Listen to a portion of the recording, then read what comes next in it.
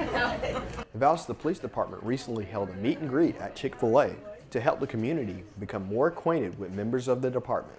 We're just getting out with our officers, getting in the community, letting people come see us kind of outside the typical law enforcement environment to just sit and talk with some of our officers and some of our staff. The community was welcome to pitch ideas to the chief and staff while learning about just what the police do day to day to ensure the safety and health of the city. We've gotten a great turnout from the citizens, like we said, and they've brought some good ideas forward, some ideas, and they want to know what the department's future is. And so being able to sit and talk to people and tell them what we're looking for our department has been great. Chief Manahan believes that putting names to faces will create a better relationship between the citizens and the department. Biggest thing, people feel more comfortable in situations like this, and maybe it makes our officers a little bit more approachable, and people see that a kind of a human side of our officers. For more information, contact the Valdosta Police Department. Have a great day. The Valdosta Police Department ditched their automobiles and walked the streets of the city they protect to get more in touch with the community. In order to show the community how much they care, the police department go door to door to get to know the people. It was really just us to get out, talk to the community, address any concerns they have with the city, with the police department, safety, or anything that we can do to help citizens out. This approach by the department takes a whole new meaning to patrol, a meaning that embodies a more welcoming and friendly image for the police of Valdosta to show the community how much it means to them. We need to let our officers know to get out in the community more. Instead of going from call to call to call, get out in the community, meet the community members, and then hopefully they can prevent crimes from occurring. A door-to-door district walk is a method to help crime get off the streets while at the same time become more reliable and dependable for the community. When people live in a community and they see something, they know what's awkward or something that stands out and looks suspicious to them. It might not look suspicious to police, but people who actually live in the community see things, and we're trying to get people where they're comfortable telling us things and reporting stuff to us. That way we're able to prevent crimes from happening. For more information, contact the Valdosta Police Department at 229-242-2606. City Manager Mark Barber, city department heads visited a tiny home community in Tallahassee to investigate whether a similar community will work in Valdosta. Well, we are here at the dwellings in Tallahassee to come and look at the site, look at the project. We are looking at all types of opportunities and different suggestions and options that the city of Valdosta may have in dealing with our affordable housing issue. We have found that across the nation, different communities have used tiny houses to kind of solve those problems for their community with affordable housing. The proximity of the community was a benefit to department heads, making it easier to find out more about this type of housing. Because of this property being so close to Valdosta, it gave us an opportunity to not only come for neighborhood development, but to bring our department heads and our staffing who deal with these types of issues daily, so that everyone can have an opportunity to get questions answered, to find out exactly the information that we're trying to relay to them, to see exactly how we can parlay it into Valdosta. This shows that the city is going to explore every possible way to provide affordable housing for its citizens. When we talk about affordable housing, first and foremost, affordable housing does not equate to cheap. Affordable housing can look like a beautiful structure. It can be a project in which everyone wants to live there, but still be affordable for those people who are necessary and need to live there. We have the understanding that one size doesn't fit all. So we're looking at one on a financial footing, that we may be able to do a structure or a community such as this and be able to address an issue that our community has, but do it in a manner that we're still being fiscally responsible with the money that the city is being given. For more information, contact the Neighborhood Development Division.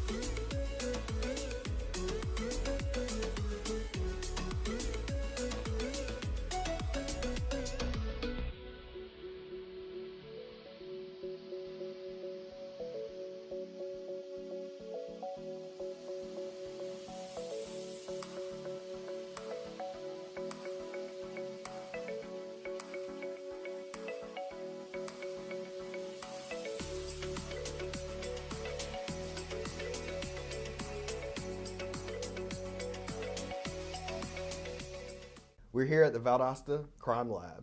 I'm here with Lieutenant Thompson. He's the criminal supervisor here at the Crime Lab. Welcome to the show, Lieutenant Thompson. Thank you very much. All right. For people who don't know, drive by this building every day on Ashley Street. What goes on here?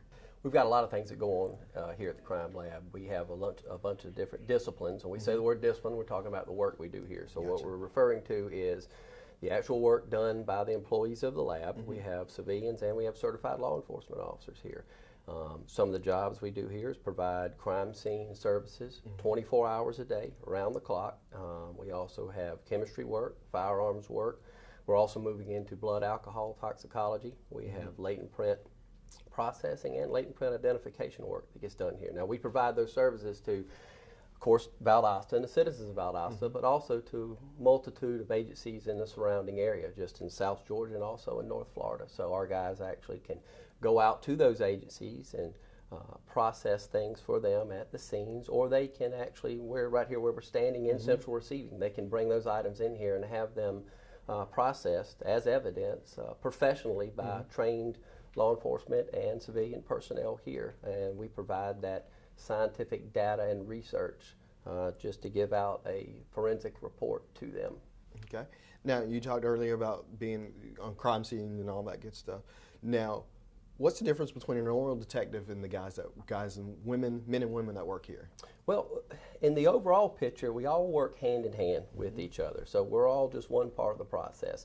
The initial uniformed patrolman showing up on the street, and then of course a detective, and then there's our crime scene guys which work out of this building.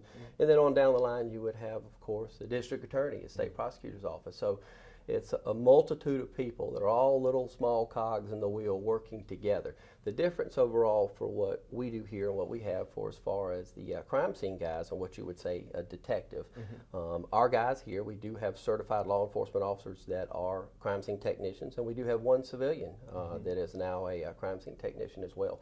And those guys, what they do is provide the actual analysis of the evidence that is retrieved from the crime scenes by these detectives and these officers. And what those guys need is a forensic report from us to further up the line and push this case forward. So we provide that to them. So that's the overall difference between what a crime scene tech and then what actually a detective would be.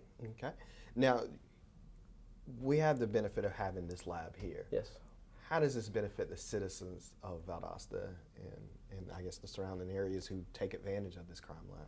It's very beneficial, I would say, and just a microcosm of just here in Valdosta alone. Now, of course, we again work with a multitude of agencies in the surrounding area, but if you compare us on the state level, and I've got numerous friends that work at the state level with in the crime labs up there, which would be in Atlanta or in Macon, and those guys are overworked. We have 159 counties in the state of Georgia, so you've got to imagine that if everybody is sending their work, those guys are just overworked. So what we have, it's simply put, it would be as if you think about it, if we're not shopping out of our own community. We're staying within our own community. So what this does is it expedites the process for as far as the criminal work done, the prosecution work done, which all comes down to a monetary value on the end. So somebody long before me had the foresight to see that this lab was needed here in this area, and now it is what it is today. And we're continuously moving on. Our guys are constantly training and moving.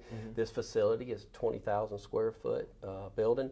We are utilizing 10,000 square feet at this time, so there's room for growth and advancement, just like what I spoke about for as far as the blood alcohol tox program. We're constantly moving forward and trying to take steps, which is beneficial to the detectives, the police officers, the prosecution here, and the district attorney's office, and overall the citizens of Valdosta as a whole. Now, ultimately, by having this crime lab here and being able to test our own evidence in-house, so to speak, Yes.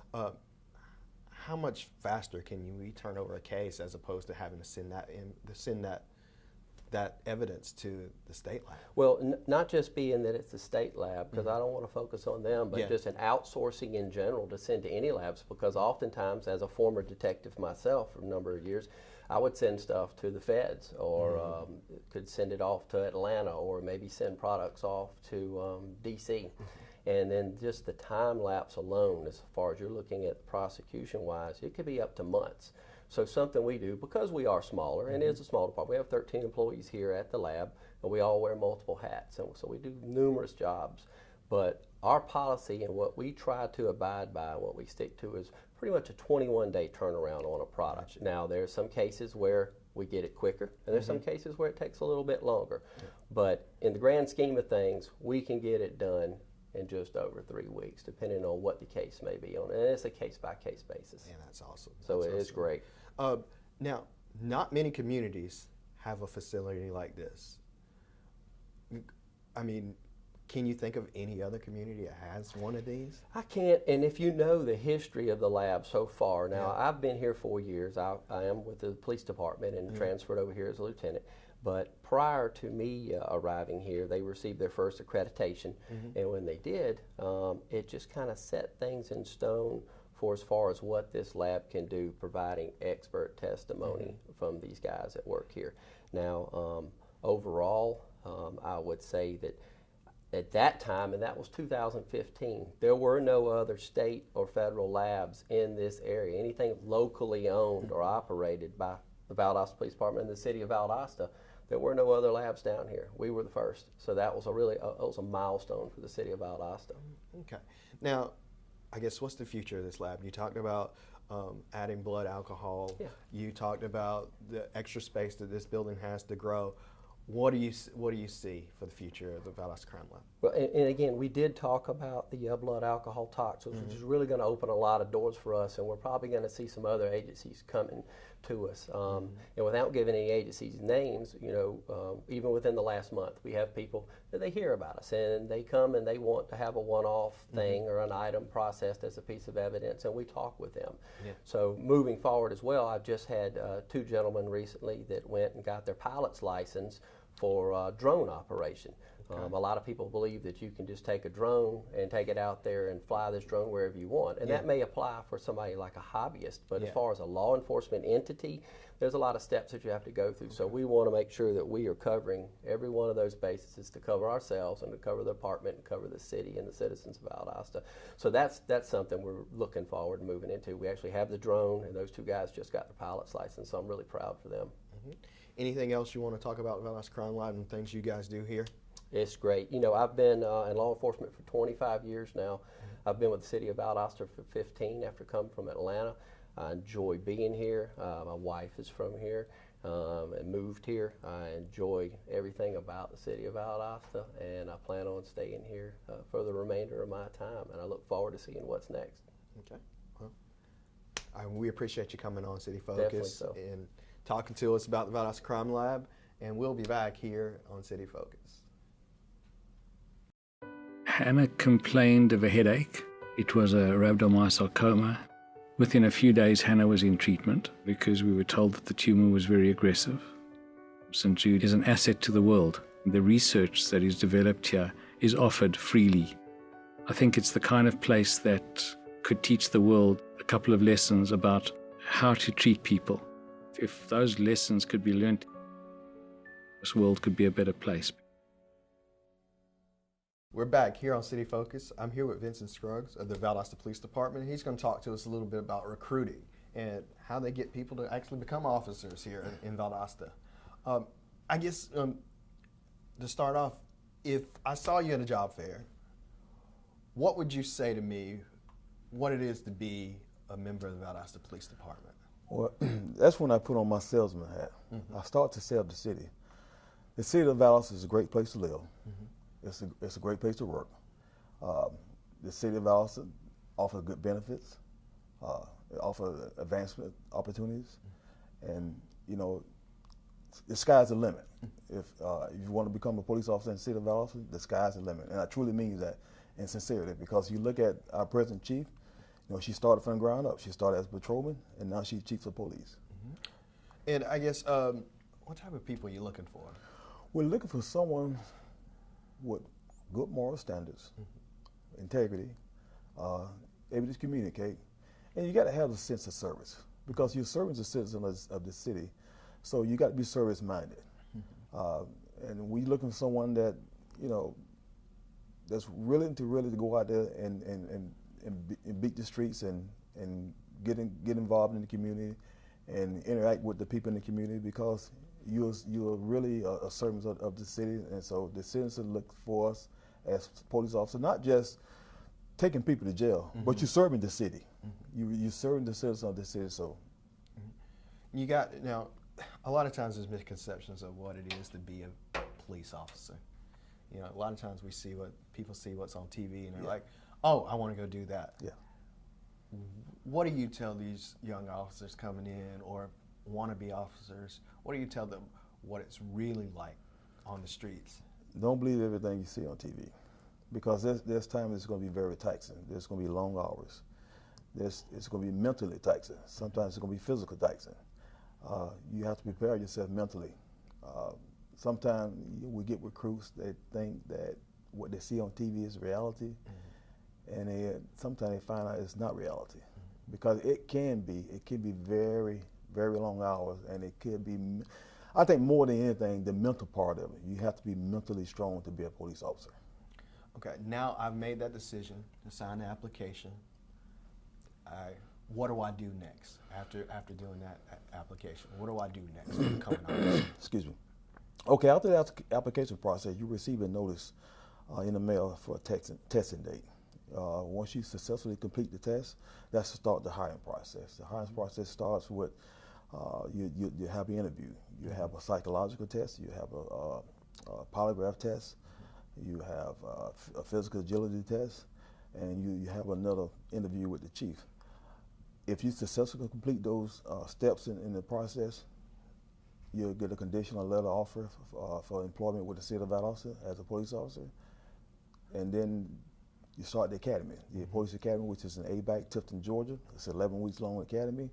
The city pays for that. They provide you all the equipment. They provide you your transportation there and back from the academy.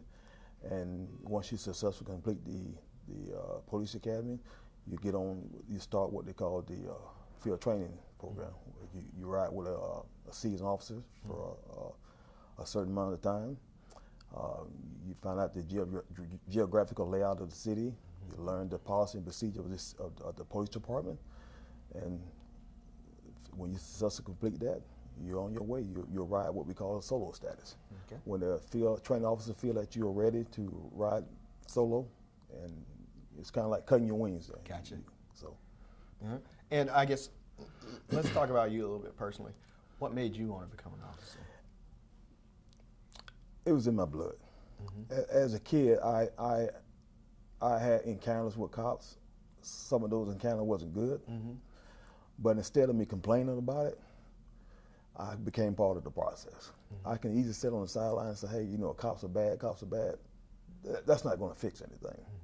And so I just, you know, and as a kid, I always wanted to be a cop, even though, like I said, even though some of my encounters with cops wasn't good, but it was just in my blood. When I was in the Air Force, that's the first thing I signed up for, to become a cop in the Air Force. So I did 20 years plus in the Air Force as a cop, and when I got out, you know, it was still in my blood. I wanted to be a police officer. I always liked law enforcement. I always looked up to law enforcement, and still to this day, you know, even though, like I say, we still get that negative tag, but the vast majority of cops out here are doing great things. Gotcha. Now, you talked about you spent some time in the military. We have several officers that just like you, spent time in the military. Do those guys coming out typically make really good officers, or somebody you would be looking to recruit to become a Valdosta police officer? They do, because, you know, there's some similarity between civilian police officers and military. You know, you got that structured environment, and a lot of those guys have been in the military, have that environment. A lot of them are self-motivated. You know, they need little or no supervision when it comes to handling tasks, so they make good officers. Now, I know with our department here at the city, there's kind of an age gap. There's guys who have been around for 20 years, and there's guys and girls who've only been here 2 or 3. So you're always recruiting. Yes. What type of events, or where do you find people, you know, to come and do the testing, come and fill out an application? We do advertising on social media. Social media is one of our biggest draws. You know, everybody got smartphones. You know, social media, with the advent of social media, you know, we still do recruitment and job fairs, But I think with social media, when you put the word out via social media, you know, you can reach the vast majority of people, the vast majority of recruits. You know, they can get it a lot quicker versus job fairs, because job fairs are, you know, maybe a month here, then 3 or 4 months later you may have another job fair. Yeah. But with social media, you can always put information out there. Okay. And I guess what ultimately those people who apply, who go through the academy, what makes them successful at being a police officer? Willing to learn. You got to be willing to learn and listen. It doesn't matter how much experience you have at another organization or military, but once you come here at Valdosta, you got people that's a seasoned, that been here for a long period of time, and they're willing to teach you and to mentor you and to make sure that you, they make sure you're successful. They're not here to try to fail you in a step of the process. They want to make you successful and become a good police officer for the city of Valdosta. And what makes the Valdosta Police Department such a good place to work? The people. We got great people. You start from our chief. You know, it may sound kind of cliches, but she's a great person. She's a great people person. And you know, with any organization, it always starts from the top. Yeah. And I guess finally, what would you say to somebody who was just considering, hey, I may want to be a police officer with the Valdosta Police Department? Step out on faith. Forget about what your friends think. You know, some people are scared because of what people how people look at them. Yeah, you're gonna lose some friends in this profession. But I always say they wasn't your friend in the first place. If they don't like you because you're a police officer, they wasn't your friend in the first place. But yeah, step out. And we looking for good men and women that have the desire to be servants and wants to be good police officers. So we looking for good men and women. I want to thank you for coming in, talking to me about the Valdosta Police Department, and I appreciate you taking the time. And for those who are interested in becoming a police officer, Saturday, June 1st at 9 a.m. in the multi-purpose room at the City Hall Annex, we have open testing. If you want to be an officer at the Valdosta Police Department, here's your chance. Come there, be early, take the test, and you'll be on your way to being a Valdosta police officer. Your zip code. Just one number different, and you might have a whole other life.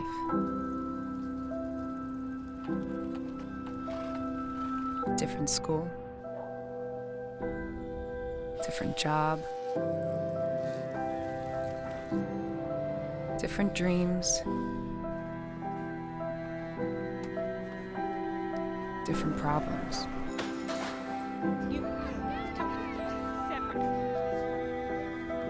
In America, the zip code you're born in can determine your future. The Y works to change that, with programs and services that help everyone thrive, no matter who you are or where you're from. For a better us, support your local Y today. May 19th through May 25th, the City of Valdosta is celebrating National Public Works Week. The week is an opportunity to celebrate and honor the work that is done by the men and women of the Public Works Department. The Public Works Department, we take care of all the right-of-ways. You know, we cut grass along the right-of-ways, facilities and grounds, all of the public buildings we maintain.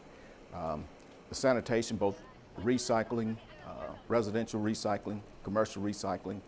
Administrators in the department believe that their employees are some of the hardest working people in the city. Public Works employees, we feel, have the hardest job within the city. They're up at 5:30 in the morning for the garbage guys, and the other guys 7 to 3, and they're working in the heat, rain. It's just a special job. They're special guys.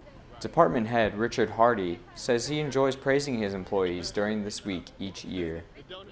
For more information, contact the Public Works Department at 229-259-3585.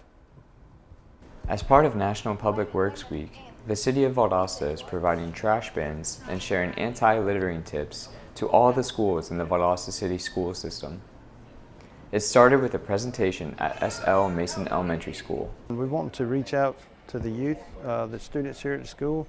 What better way to promote a program than starting from the bottom and working your way up. They hope the Love Where You Live campaign, along with the trash bins, will help the students have more pride in their school and the community. Here at S.L. Mason, we have a couple expectations that we live by.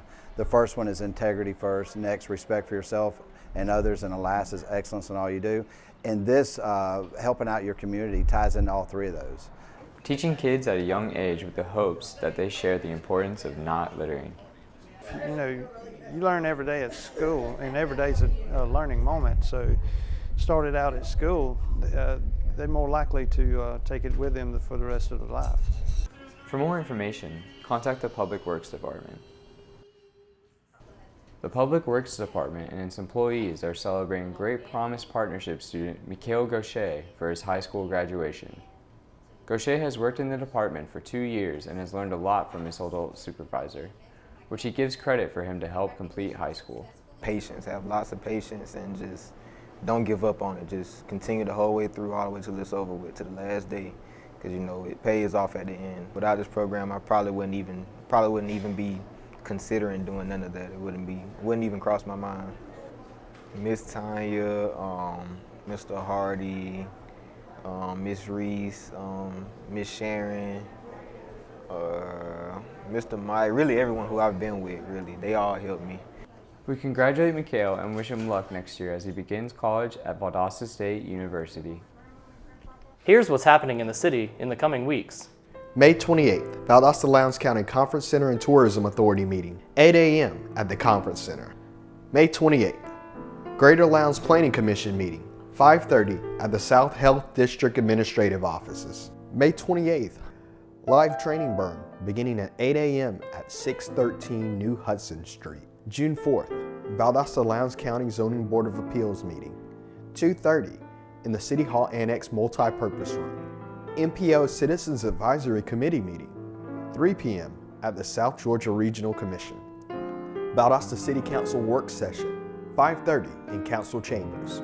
June 5th, Neighborhood Walk with Valdosta Police Department, 4:30 in District 6. June 6th, Valdosta City Council meeting, 5:30 in Council Chambers. June 7th, First Friday in downtown Valdosta. June 8th, Makers Market around historic Lowndes County Courthouse. To stay informed of what's happening in the city, sign up for the weekly e-news blast at valdostacity.com/public-information.